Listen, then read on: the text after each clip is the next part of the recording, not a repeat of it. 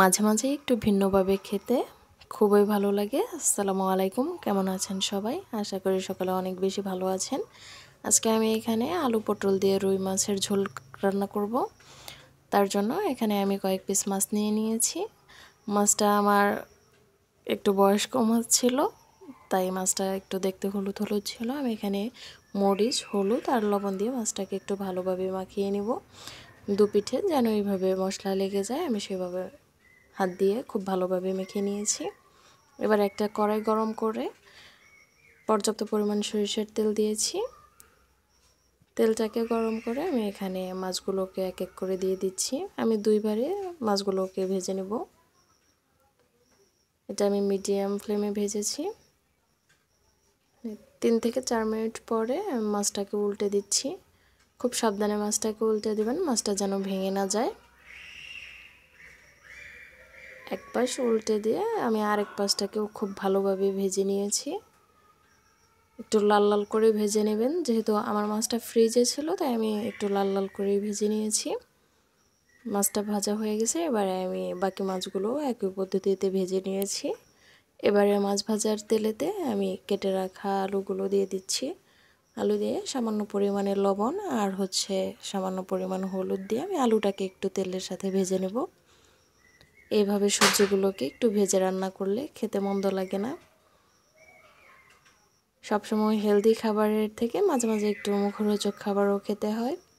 আমি আলুটাকে 4 থেকে 5 মিনিট সময় নিয়ে ভেজে নিয়েছি। এবারে এগুলোকে উঠিয়ে দিচ্ছি। একই তেলে আমি পটলগুলোকেও কয়েক মিনিট ভেজে নেব।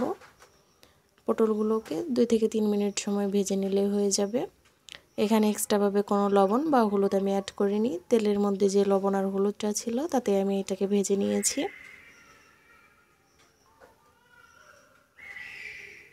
এবারে এটাকে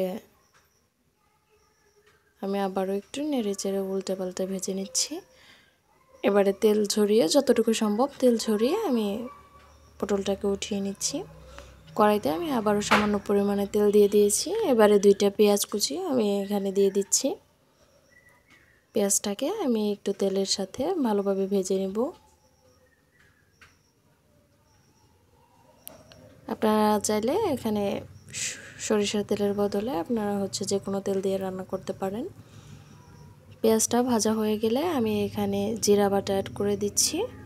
সাথে আমি রসুন বাটাও দিয়েছি। জিরা আর রসুনটাকে আমি একসাথে পেস্ট করে নিয়েছি। জিরা রসুনটাকে তেলের সাথে ভেজে নিয়ে সামান্য পরিমাণ পানি দিয়ে দিচ্ছি। পানি দিয়ে এখানে আমি গুঁড়ো মশলাগুলো অ্যাড করে দিচ্ছি। আমি এখানে 2 চামচ লবণ দিয়েছি, 1 চামচ হলুদের গুঁড়া দিয়েছি আর 1.5 চামচ মরিচ দিয়েছি। এবার এটাকে একটু মিশিয়ে নিচ্ছি। মিশিয়ে নিয়ে এখানে আমি ধনিয়ার গুঁড়াটা দিয়ে দিচ্ছি 1 চামচ। এবারে মশলাটাকে একটু ভালোভাবে কষিয়ে নিব। মশলাটাকে কষিয়ে নিয়ে আমি ভেজে রাখা আলুগুলো দিয়ে দিচ্ছি। আলুগুলো দিয়ে মশলার সাথে একটু নেড়ে চেড়ে দিচ্ছি। 1 মিনিট আলুটাকে মশলার সাথে রেখে এবারে ভেজে রাখা পটলগুলোকেও আমি দিয়ে দিচ্ছি। পটলগুলোকে দিয়ে খুব ভালোভাবে নেড়ে চেড়ে আমি ঢাকনা চাপা দিয়ে কয়েক মিনিট কষিয়ে নিয়েছি। এবার ঢাকনাটা খুলে আমি আবারও একটু নেড়ে দিচ্ছি। এ পর্যায়ে আমি ঝোলের জন্য পানি দিয়ে দিচ্ছি।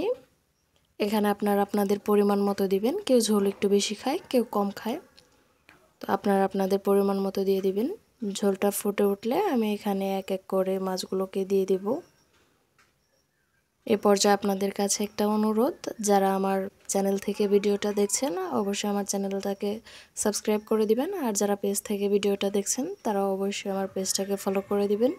ভিডিও ভালো লাগলে লাইক করতে ভুলবেন না। আর কেমন হয়েছে অবশ্যই কমেন্টে জানাবেন। আমি খুব সুন্দরভাবে মাছগুলোকে দিয়ে দিয়েছি। এবার মাছ ভাজার তেলটাকেও দিয়ে দিয়েছি। এবারে ঝোলটা গাঢ় হলে নামিয়ে নেব। এই তরকারিটা খেতে খুবই মজা, বাড়িতে চেষ্টা